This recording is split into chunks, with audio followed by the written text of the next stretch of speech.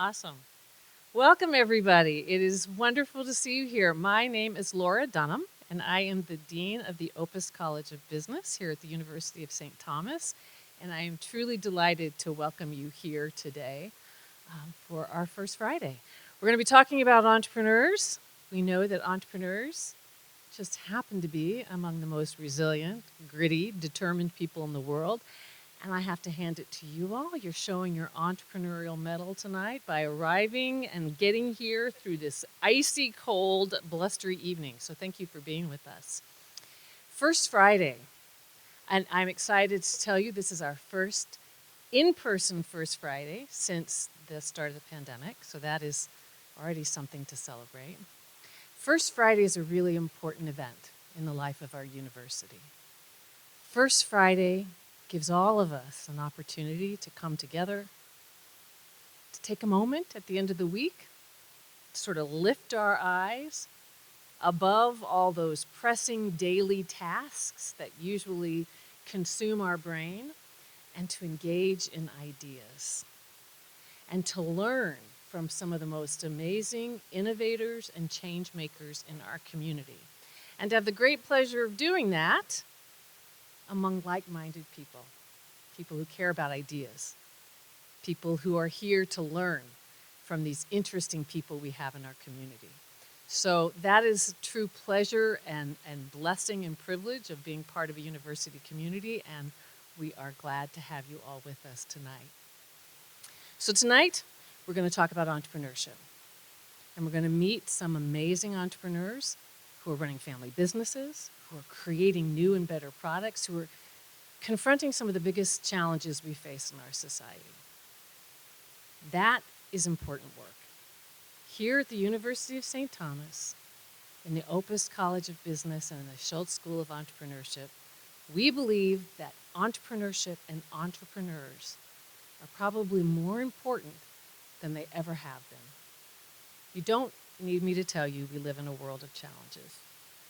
We need people who are not daunted by those challenges, who look at the world with fresh eyes and say there's got to be a better way, who come up with those better solutions, and then who have the courage and the grit and the resiliency to make them happen, to deliver new solutions to the people who need them. That is important work. And we are dedicated here in the Opus College and in the Schulze School of Entrepreneurship and at the University of St. Thomas, making sure we provide every student here with an opportunity to tap into that inner entrepreneur, to try some kind of an experience, whether it's a workshop or a competition or a class, and to see themselves as people who are capable of creativity, of innovation, of creating at least a portion of the impact that these entrepreneurs you're going to hear from tonight are creating in our community. So that's an exciting conversation, and I'm looking forward to it. And it is now my great pleasure to invite to the stage Dr. Sheeneta White, who is our new fearless leader in the Schulze School of Entrepreneurship. The Schulze School is dedicated to supporting the entrepreneurial spirit here and in our community. She's bringing all kinds of wonderful, fresh energy and collaboration and working with an amazing team of dedicated entrepreneurs who happen to be faculty and staff at the Schulze School of Entrepreneurship. So please join me in welcoming Dr. Sheeneta White.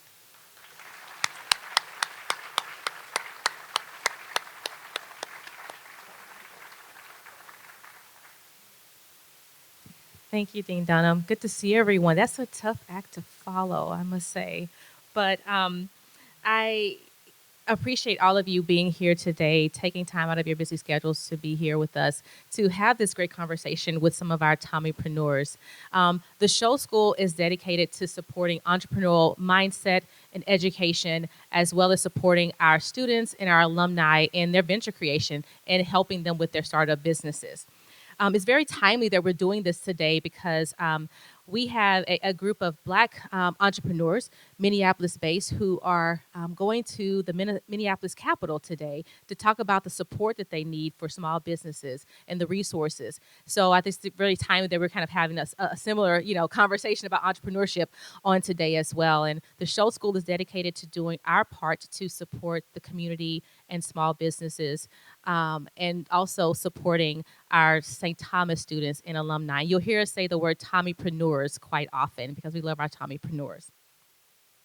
Well, today we don't. Schulze School doesn't. We don't miss an opportunity to celebrate and to tell everyone about the amazing work that our Tommypreneurs have been doing. We have a great panel here today. I know that you were wanting to see maybe Travis as well, but Travis is unfortunately unable to be here with us. But we do have our other panelists who are going to tell you a little bit about their journey, a little bit about themselves and their businesses and their entrepreneurial vision for when they started their businesses. And you'll get some really good advice and tips along the way just to help you if you are a budding entrepreneur as well. So with that, you're probably tired of hearing me. We want to bring to the stage our amazing Tommypreneurs, and I am going to welcome Jazz Hampton and Milissa Silva up to the stage to join me.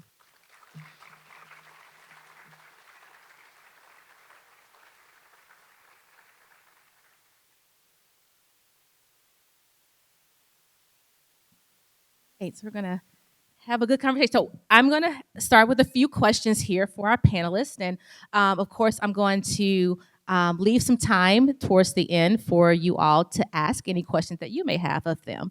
But to get us started, I just want to each one of you to maybe just tell us a little bit about yourself and a little bit about your business. So Jazz, get us going.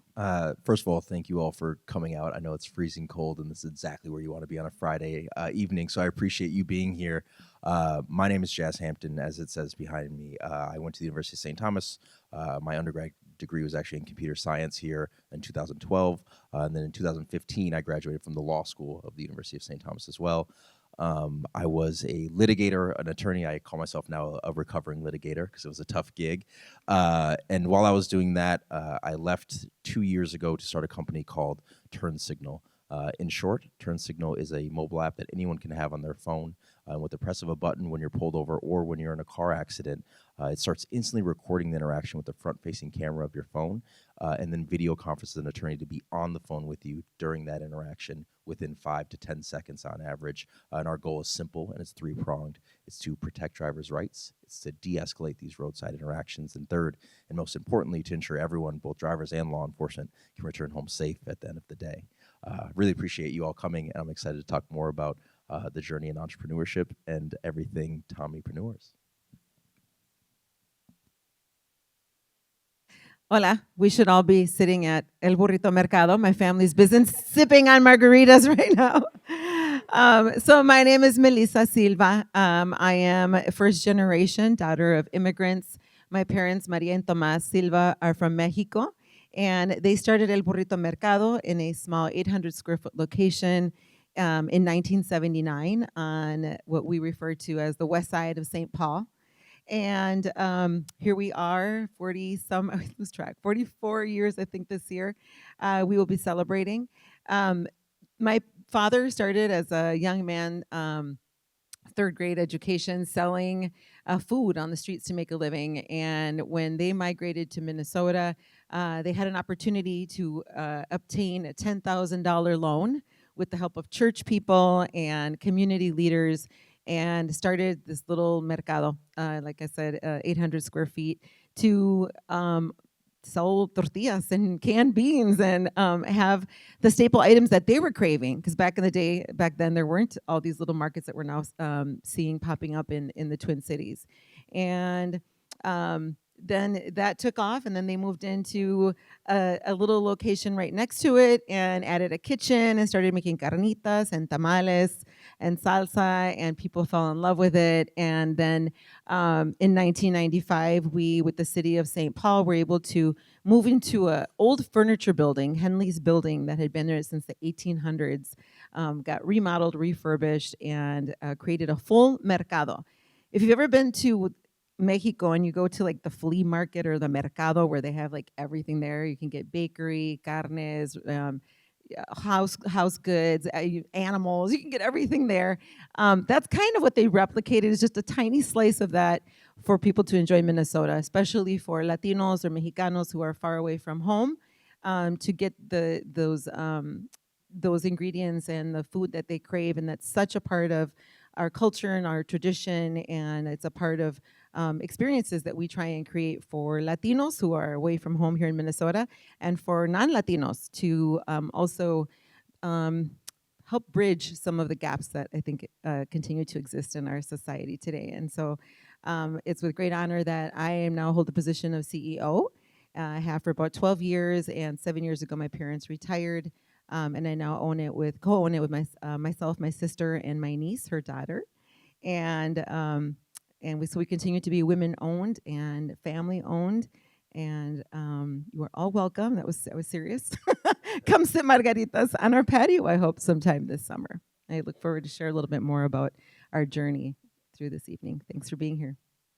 Thank you. I think we all wish we were there right now with this cold. So, okay, so I want to start with Jazz and talking about TurnSignl. So we all are watching the news. We know what's happening with Tyree Nichols. We know what happened in our own backyard with George Floyd.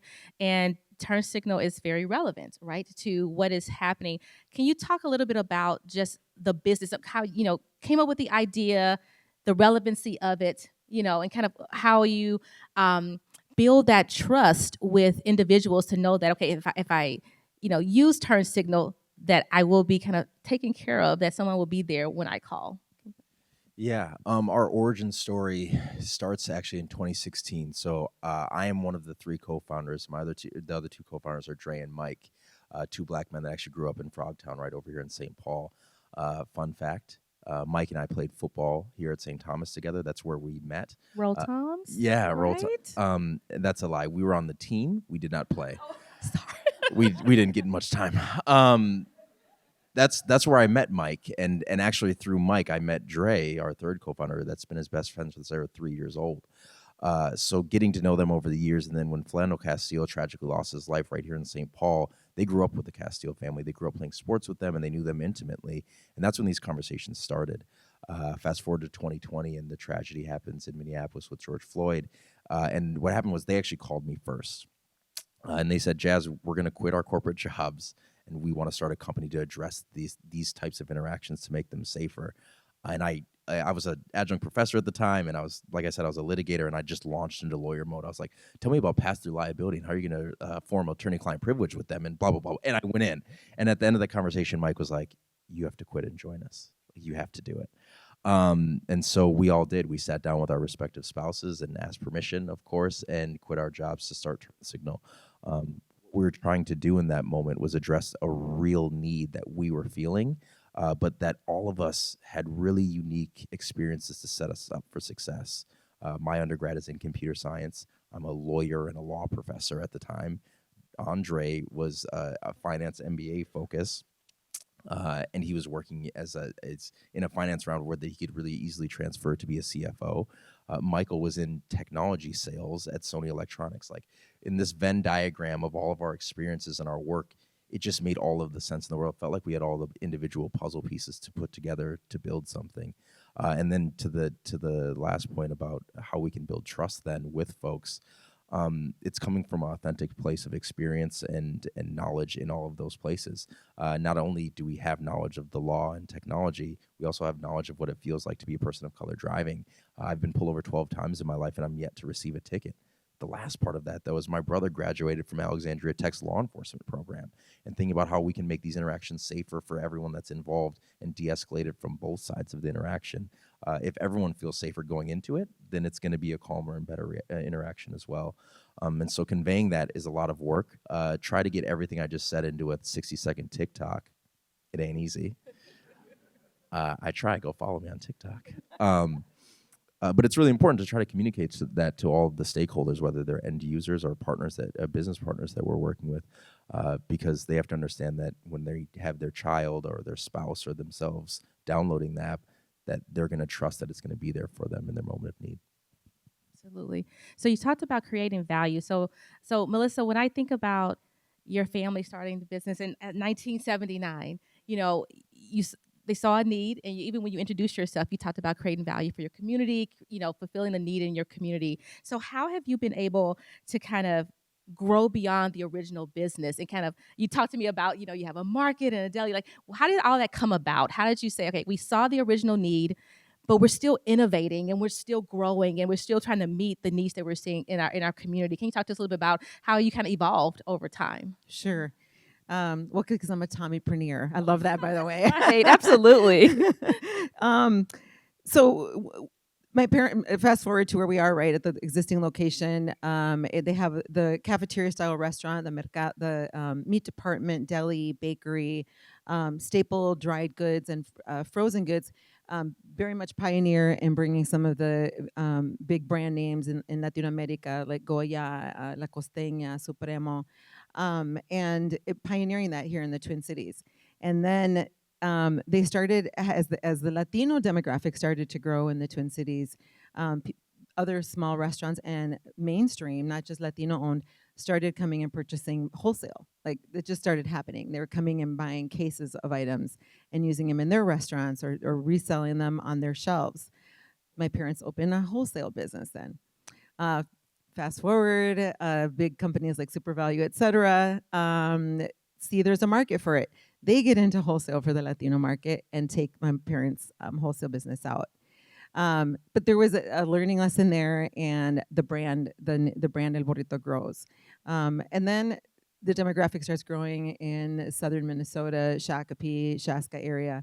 Somebody reaches out to my parents, says, hey, there's a huge need out here. Would you be willing to come and open a mercado? There was a place closing, and we go in there. And it's just like those kind of opportunities kept popping up as the Latino demographic grew. So did opportunities for our family and for the business.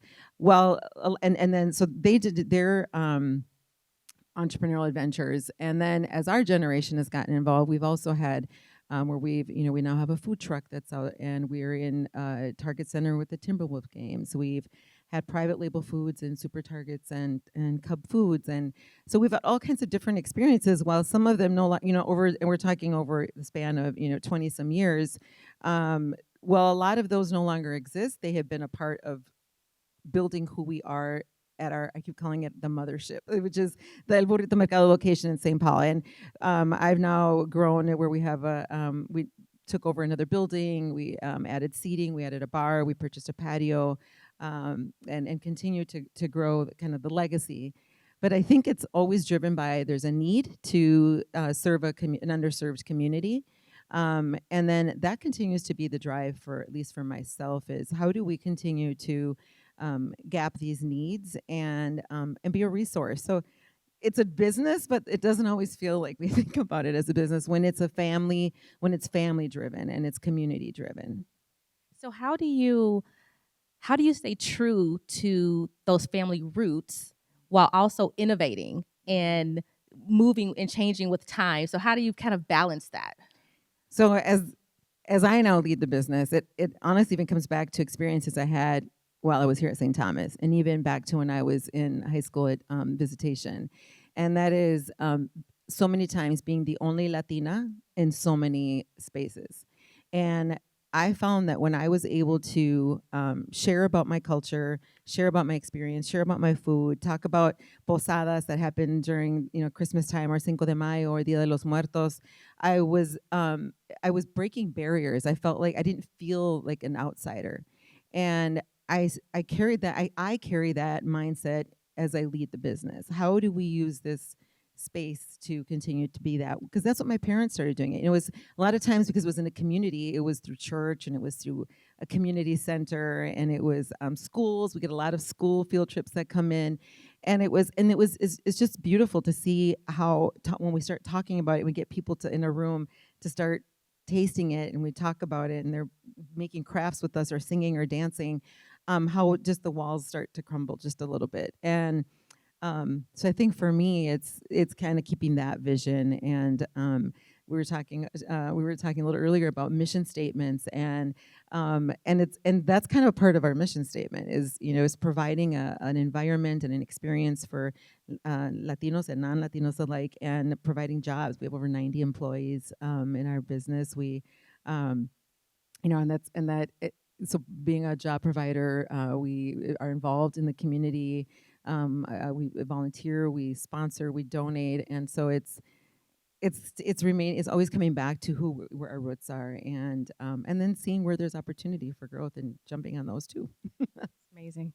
Right. So let's talk a little bit about scaling. So Jazz, you're in how many states now? TurnSignl. I mean, he is a busy man. How many states are you in now? 26. 26. Yeah. All right. So all these different states have different laws and all these things. So let's talk about if someone is interested in like scaling and moving into different areas. Can you talk about like the effort that kind of goes into maybe training all your different employees to handle all the different state laws and things like that? Because you're going to be in 50 states. I'll give you maybe a week before you're in all 50, but just kind of, how do you handle your employees and just how you operate your business, having to kind of navigate so many different legal aspects, so many different states and things like that?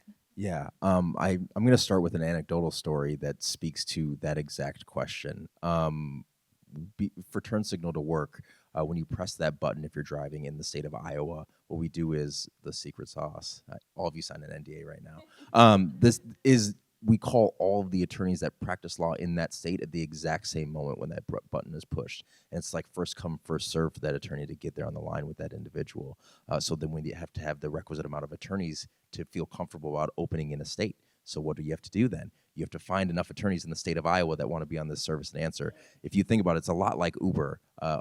This is going to date me, but when I graduated from St. Thomas in 2012, that's when Uber launched. And getting an Uber was not that easy because there weren't that many drivers. And like everyone was in competition for the same driver. Our system runs anecdotally to that. And so we're calling and we're talking to attorneys and we're interviewing them. And there's someone in this audience right now that I called in December because he was an intern at our company over the summer. And he just absolutely killed it for us. We loved having him. And I called him and I said, can you work with us for 30 days because we have 45 attorney interviews in the next week, and I need someone to help us field those interviews and go through the process. So when it speaks to how do we scale to more states, we had to scale our business, and Will was here to help us do that. Having more and more employees helps you unlock the scaling ability of the company, but it takes time to train them and get them up to speed as well. And that was one of the things we learned early on was if you keep trying to do it yourself because you don't want to train new people, you're never going to get there. There is so much work being done by us founders that seemed like we would never stop. And if we didn't take the time to find more people to help us scale, we wouldn't be able to do it. So I heard the podcast you did, By All Means, right?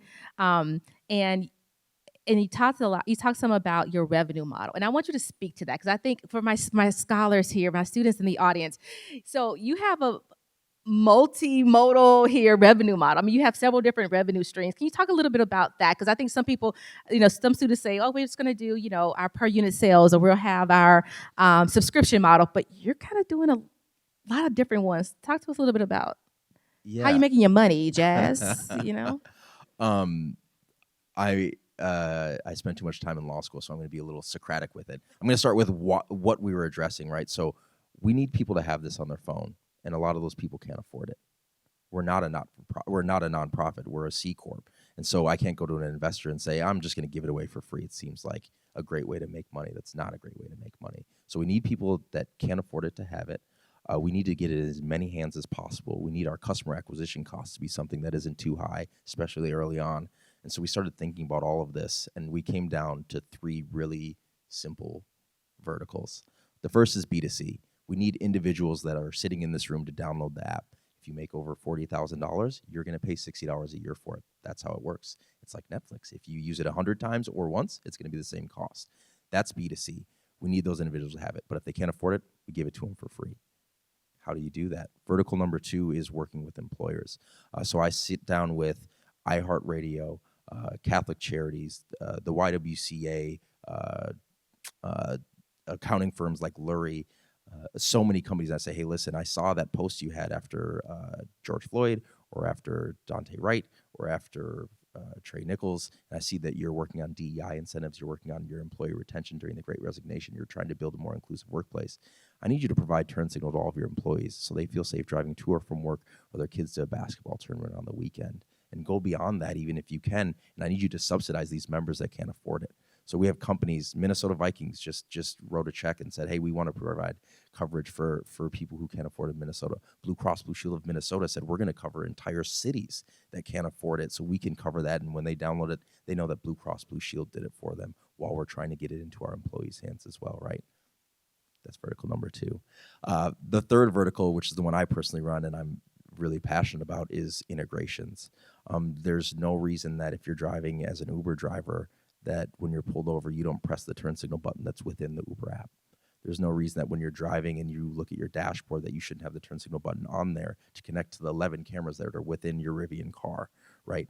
There's no reason when you are using the Waze application and you're trying to get somewhere that there isn't a turn signal button within that. Integrations into other platforms such as apps, into other companies' products is the third way that we're doing that. Whether we're going directly into vehicles or we're going into other people's apps, that's the other way to do it.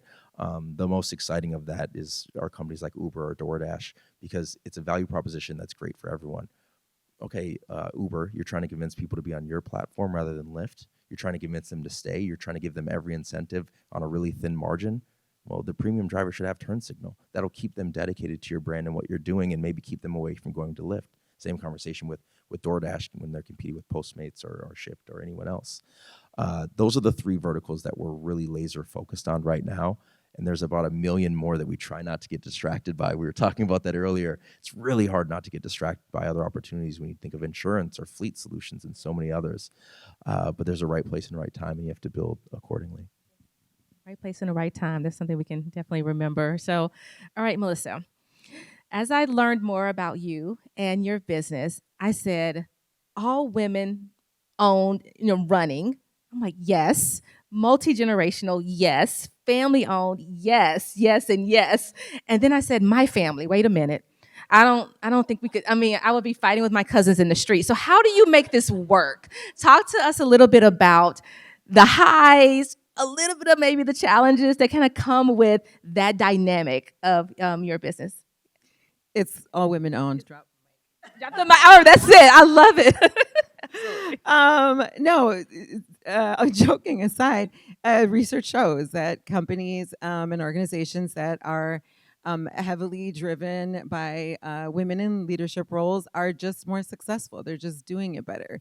That's just the truth. That's just not me saying it. But I can speak from experience that since we've taken over the business in the last 6-7 years, and I think this is a generational thing as much as that not only is it women owned and operated, the team of 12 managers I have, 10 of us are women. And we've grown sales 25%. We have an amazing retention rate, especially of our management team.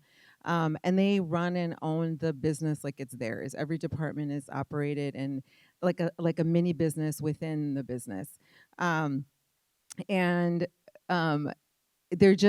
innovative. They they're great at finding solutions. I usually don't hear about things until it's already been resolved, and it's like they're just telling me what they did. We're in a neighborhood, West Side. It's my heart. It's home, and we have a lot of kids that come in, especially in the summer, and we deal a little bit sometimes with shoplifting. And I love some of my favorite stories is hearing how they helped, so-and-so come in, so-and-so was in again and he tried stealing a bag of chips. And we all stop and ask, like, are you hungry? Because if you're hungry, we'll give you a taco. And we sit down and we talk to them about, like, what are you doing after school? And so they've created these relationships and they're doing that. These are the women on my team. The guys, the 2 guys I have, they just want to stop them. They don't want to get them arrested, call their mom and dad, tell them they can't come back here. And so there is this very different dynamic in the way that the women, the way that we operate. I love it. It's fun. When my sister and my niece and I get together, the meetings are half catching up about just family stuff and inventing, and the other half is business. And so I have an amazing team, and it's like I said, I really do believe it has to do that it's a dynamic of women in leadership roles there. The family dynamic has also been really different. I was being the oldest and working with my parents. It was very much there was a cultural part of it. So it was si mama, si papa. It was it was being more agreeable. Although I was one to rustle some feathers there, but there was always respect, and I think that is key when you're working with family. Is that it always has to be this respect, and we're sitting down at the table and we're having discussions.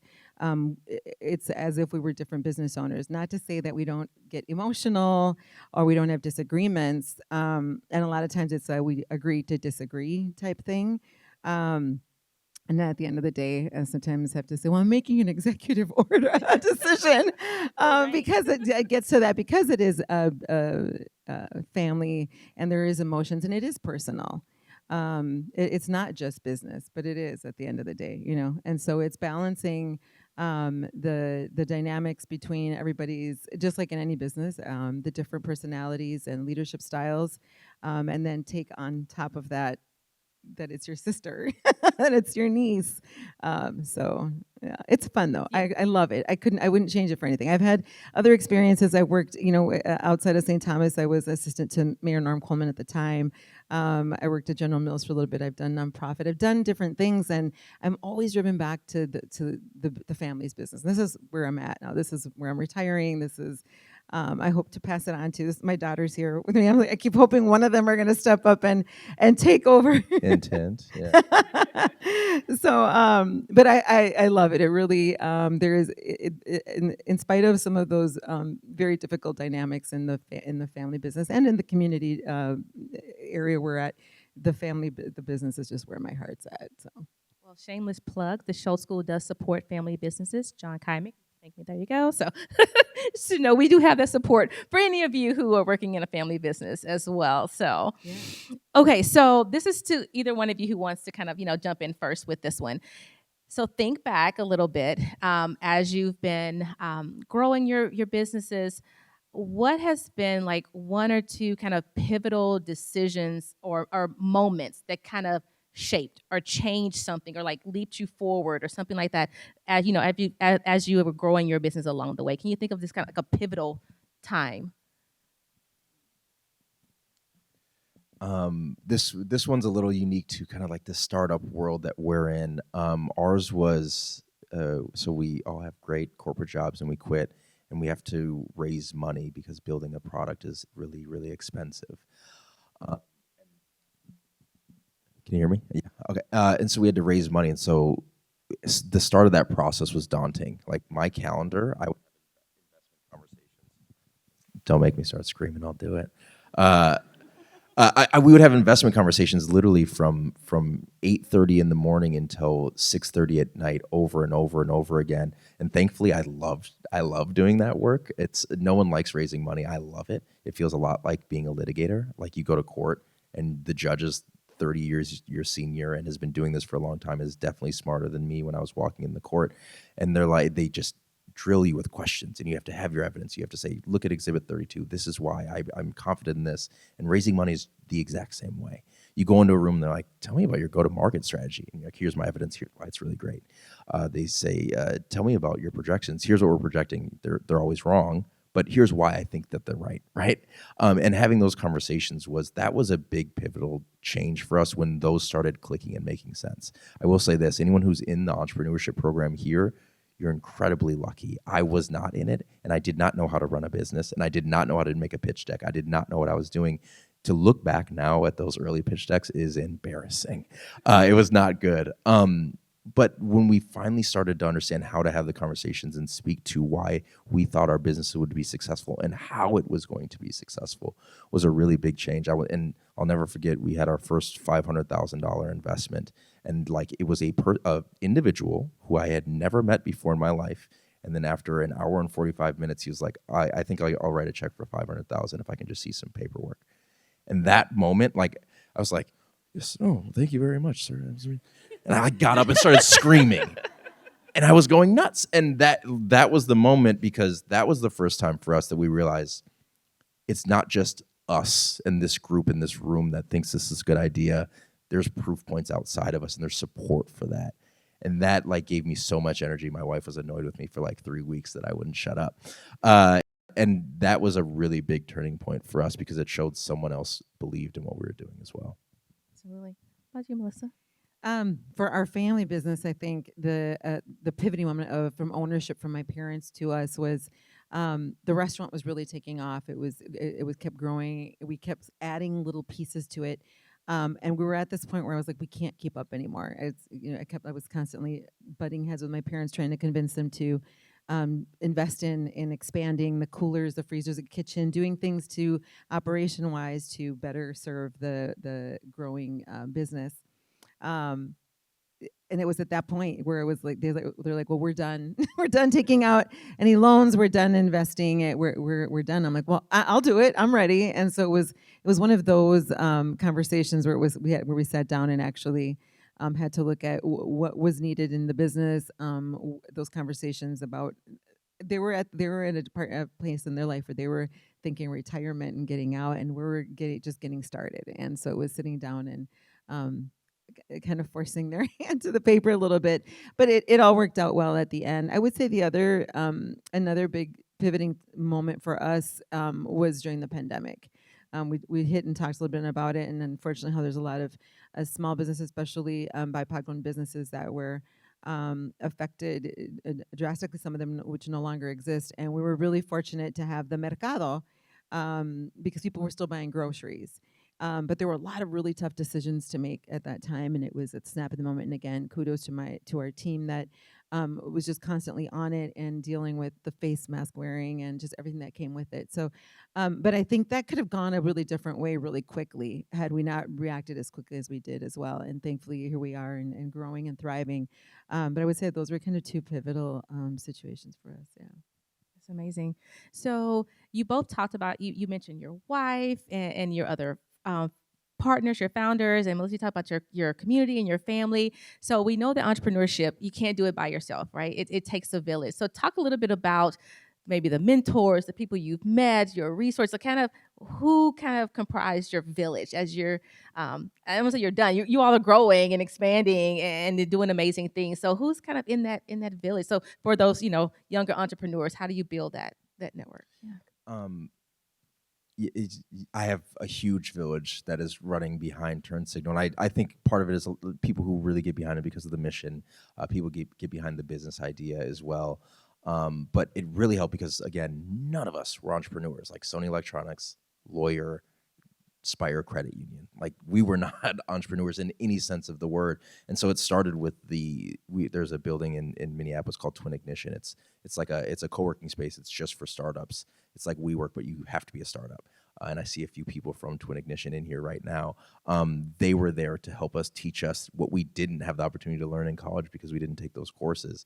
And then it turns into business connections. I just was on the phone with someone before everyone walked in. He's like, yep, I talked to GM. Like, GM, I have a meeting with GM tomorrow. And it's another mentor who, once they track with you, they want to see your success and push you forward.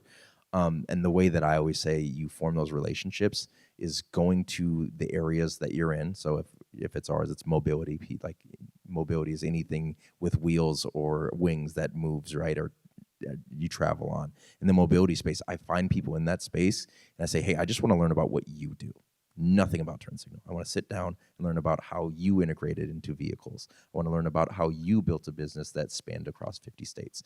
And once you learn about other people, as you can see maybe for me, they just love talking about themselves. And they'll do it ad nauseum. And then at the end of it, they'll say, and how can I take my learnings and help you grow? How can I help you not make the same mistakes that they did?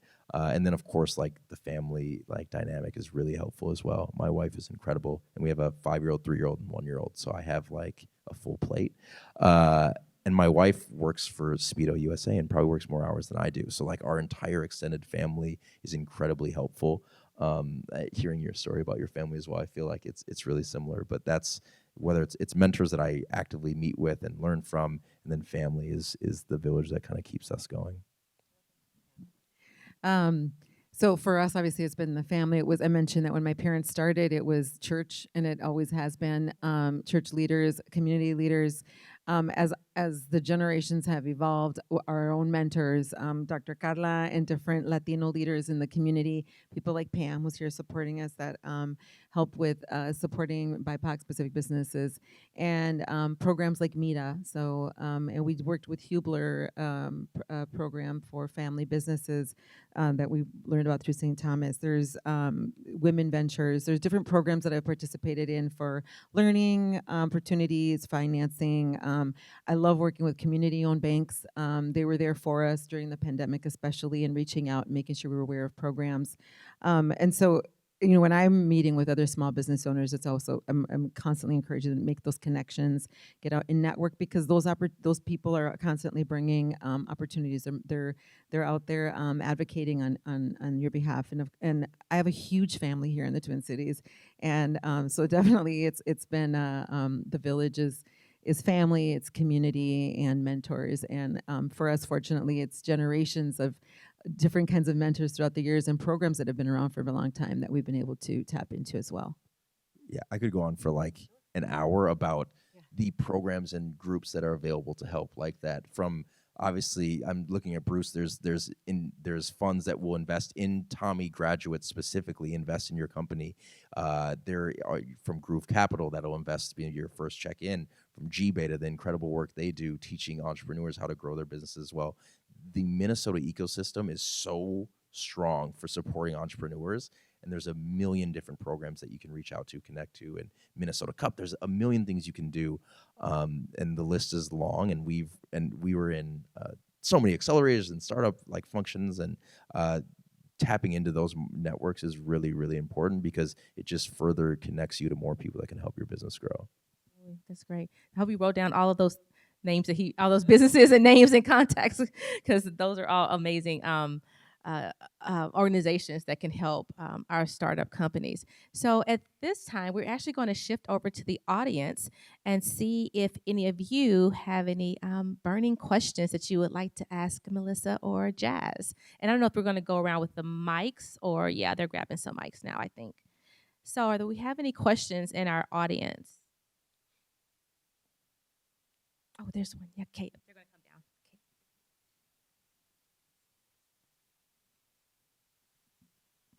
Kate.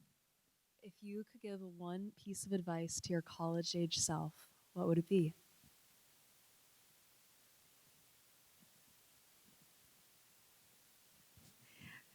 To go for it more. I think I inhibited myself a lot. When I think back to it, I was first generation to go to college, and the people that helped me get into college were also community leaders and village and church people. My parents weren't able to help me, so I had a lot of there was a lot of I was very timid, and I just. If I could, I'm making to ask my daughters and something like that. If you don't, you'll never know if you don't go for it. It's kind of my motto now with everyone. That's I think what I would tell myself as well is to go for it, to try for it. And to I agree with that one. I was going to give two, and that was my first one. So thanks. The other one I would say is make sure every step of what you're doing can be a stepping stone to like the stage that you want to be on eventually. I feel like a little bit like I fell into it by chance, but like I had computer science, then I went to law school, and I was a law professor, and I built an app that connects you as a technology to a lawyer when you need it. Like if you're building with things you care about or are passionate about, then whatever that culminates into, you will love. And like I'm not kidding you, I love going to work every day. It's so much fun. Like I would rather like when my kids are usually screaming at like 5 a.m. anyway, so I want to get to work. But I just love what I'm doing. And then if you can build it with people that you care about, it's like so much fun. My two co-founders, again, they've been best friends. They're 3 years old. Andre got married in October. Andre got married. My co-founder Mike was his best man, and I was the officiant. Like I get to go work with them every day. It's amazing. So make sure that as you're building, those stepping stones are leading you to where you want to end up being. Anyone else? Melissa, right? Yes. So thank you for your storytelling. That you talk about like your own community or Latino community, but my question is, when you are well popular or well known in in the Latino community, have you think any way or using certain kind of leverage to or any sort of platform to make your company or be well known from people from other community or cultural attribute as well, and as generate being you at the same time you may play a role as a peacemaker, and that's also I think that's very essential for the cultural communication for the common good. Thank you. And I wish if you have any kind of vision about that. And I said why, but I wonder your some of your idea about and how to do and what to do. Thank you. Yeah, thank you. That's a great question. So one of the other things that I had to fight my parents a lot on was the idea of investing in advertising.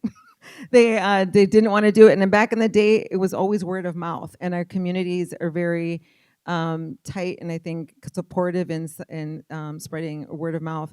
Nowadays, we can't just rely on that, right? And so I do a lot on social media. To your point, follow me on social media, Facebook, Instagram, Twitter.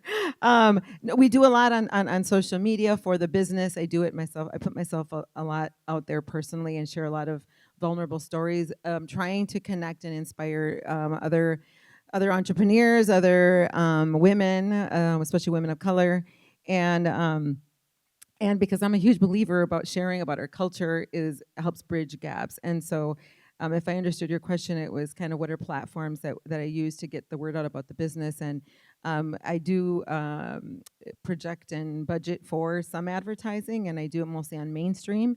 And then I do a lot on social media, bilingual and bicultural messages to retain our loyal Latino consumers, as well as we wouldn't be able to do it and be around and continue to grow without also reaching the mainstream. Everybody loves Mexican food, so it's kind of an easy sell.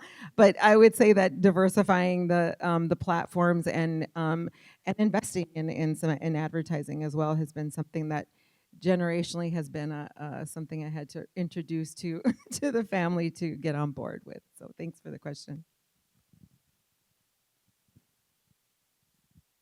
I have a question for Jazz.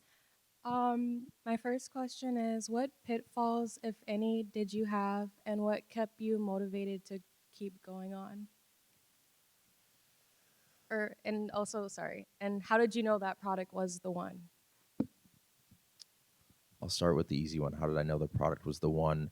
Um, the further you get from a moment in history, the harder it is to remember that ad.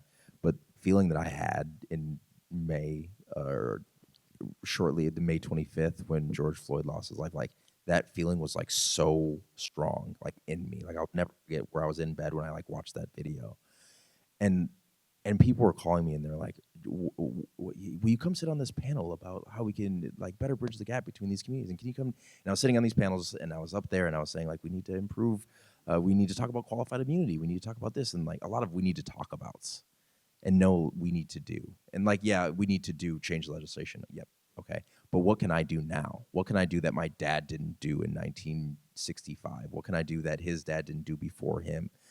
And we have to leverage technology because it wasn't available before. And I think for better or worse, definitely for worse in some aspects, for the product, we were at a point where it was a culmination of so many things coming together. Like I didn't know what Zoom was in February of 2020. I did not know what Zoom was.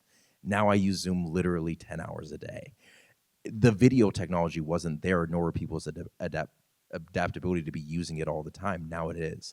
There wasn't a groundswell of support to be building something like this at the time. Now there is. So we just looked at all the individual pieces, including our backgrounds and education.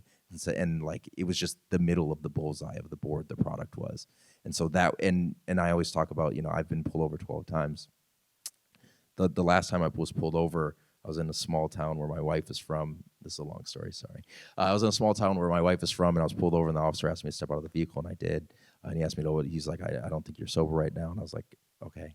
And so I walked the line. I did the 9-point pivot turn. I followed his finger in my eyes back and forth. And at the culmination, he said, okay, I think you're impaired and you have to take a breathalyzer. And I said, officer, I haven't said anything up until this point, but I'm a lawyer. And I know that I'm not obligated to take that test right now, but I'd be more than happy to submit to it because I have nothing to worry about. And he said, oh, so you went to college? Like, you've been buzzed before. Do you feel buzzed right now? And I said, I wouldn't be able to define the word buzz, and I wouldn't want to give you additional reasonable articulable suspicion to continue this probable cause stop. But as I said before, I'd be more than happy to submit to the test. I did. Of course, I was fine. And the only detriment of that moment was I was 15 minutes late to the movie that I was going to with my wife. What if I can provide everyone that in that moment? A calm, de-escalated manner to convey that message when they need to. in a very civil way. That's the product. That was the bullseye. Pitfalls, like maybe you felt the passion I feel about it just now. Everyone doesn't when it comes to like employees. And don't get me wrong, I've been an employee at places where I didn't care too much either, right? And so like I don't fault them personally, but there's been employees where it was like they were just coming in to like cash a paycheck. They didn't care about the mission. They didn't care about pushing it forward. They didn't care about why we were doing it.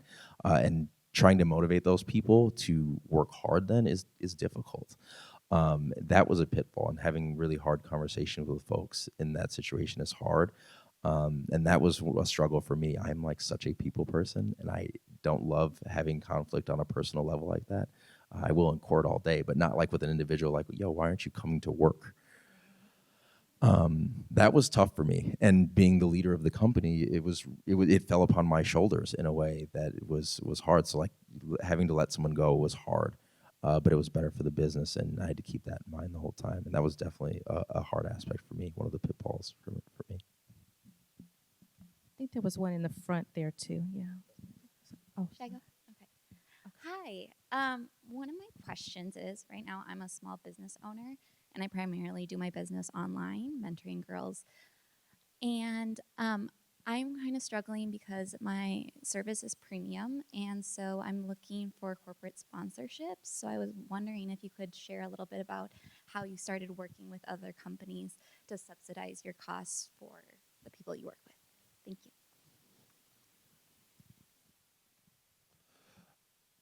You get my email. I have 1 million people to have you contact to work with in that, because I really care about the work that you do, that sector. And there's the Twin Cities is like per capita one of the greatest places in the world for businesses. We have so many, and so many that have promised so many things to the community and to their employees, and they're looking at things just like your product to say, how can we do that? And the way we've done it is I find their own words.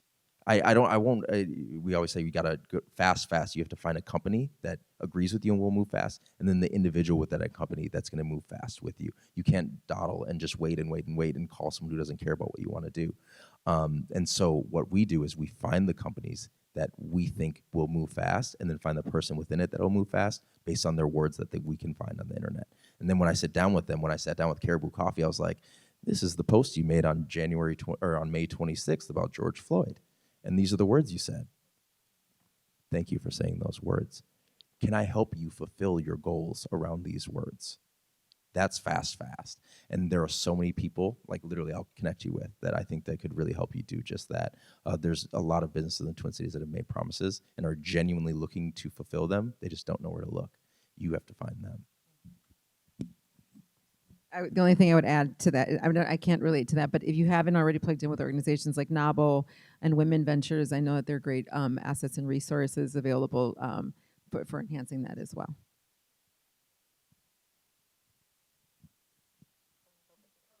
I've got one. So obviously both of your co-founders and co-owners are people like very near and dear to you, friends and family. But as far as like the business aspect goes, what makes those individuals like, obviously the work experience, but what like characteristics do they display, or do you display, that makes you a good co-founder or co-owner? I think we touched on it a little bit earlier, but passion for me is kind of the drive, and what's kind of kept me in the leadership role, and have the vision. And when you have that vision and that passion, it's just I think you see the opportunities, and the entrepreneurial mind is going, and you're assessing risks and opportunity, and being that person that is willing to take that leap and take that step. As far as characteristics and so forth in the family business, I don't know for Jazz, but that is actually a challenge for us sometimes, is managing the accountability for family owners or long-time people who have been with us with the same policy and expectations and accountability that we hold the rest of the team. And so that's a challenge that I personally continue to address in the family business as a leader. But outside of that, I feel like we're constantly staying on top of trends and taking classes and workshops and so forth to make sure that we're out visiting and doing tours and making sure that we're staying on top of it and making sure that the team is on top of their skills and taking advantage of the best resources that are out there. I'm not sure if I'm answering your question or not.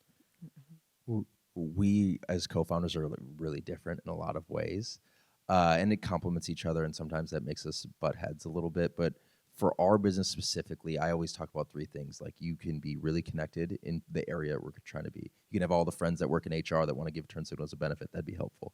You can be really passionate about what we're doing. That's really helpful. And the third is you can just be a hard worker. Like, if you worked here, or if you worked at Home Depot, or if you worked at St. Thomas, you would work hard. I love 2 out of 3 of those in anybody. If I can find those 2 things, you can be a hard worker and care about our mission. You don't have to have the connections. We'll push you into the connections, right? I can find the 2/3 of those and really work hard. And all of us have all 3 of those. And that's what was important for us as co-founders. And then the dynamic piece that's interesting, back to the question about having uncomfortable conversations with folks. I will call Andre and be like, yo, you said Friday and you didn't do it. What is your problem?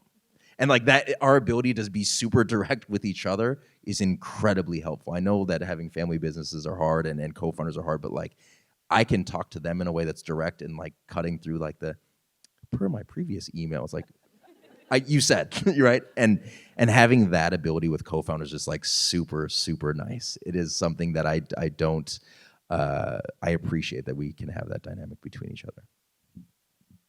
Okay. We maybe can get one more in, a quick one if we had one more. Who is, okay. Hey, Jazz. Oh, Jordan, hey. Hello. Okay. Just curious to ask you guys, so as leaders of your respective companies, obviously you have to field a lot of questions as you are doing here tonight. Is there a particular question that you wish people asked you guys more, whether it's people from the community or people employees or even just people that you kind of see on a daily basis? I love hearing what people do. And then at the end, I love when people are like, and how can I help? Because if I know what you do, and then you ask, how can I help? I promise you I can send you an email with 3 things that I can ask you to do. When my wife and I were pregnant with our 3rd child, someone was like, if anyone ever says oh, I'd love to watch your kids sometimes, be like, can I have your cell phone number? And I'm all about that in all aspects of life now. And so I love when people say what can we do to help? Because they don't know. It's when they just hear the idea of TurnSignl, they don't know oh, does your mom work in HR at Boston Scientifics? Will's mom did. And then she called me and was like, can we set up a meeting? It's really important to understand that everyone has value that can help leverage it. And I just want to connect with them and find out how we can do it.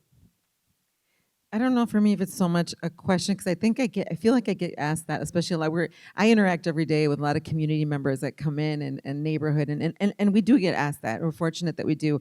I think for me, throughout the years, and I think even for my parents, comfortable to say that more access and more information to us. I'm finding out about a lot of things even here, listening to conversations that I wish I would have had more access to.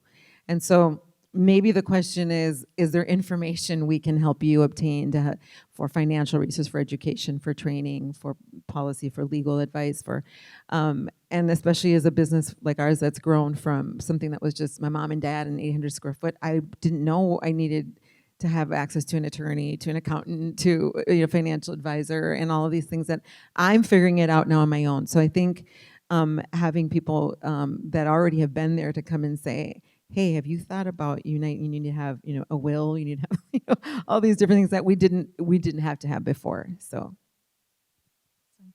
Well, that is going to wrap us up. Can we give a huge round of applause for Milissa Silva, Burrito Mercado, and Jazz Hampton, TurnSignl. And I will say blessings to our Tommypreneur, our friend Travis Veit, who wasn't able to make it here today. We were thinking about him and sending love his way. So I'll just now do my shameless plug. The Schulze School of Entrepreneurship is here to help you all who want to start up a business. To our students, to our alums, know that the Schulze School is here and we can help you. We have wonderful faculty who do phenomenal work in the classroom to educate you, to teach you all those core fundamentals you need for starting a business. We have our amazing staff that put together our co-curricular programming and workshops and events that help you along the way, make you a little cash too if you win some of those competitions. We have our Family Business Center. We have our SBDC, or Small Business Development Center. We have my money guy. I always call my money guy Bruce, right? Our innovation fund.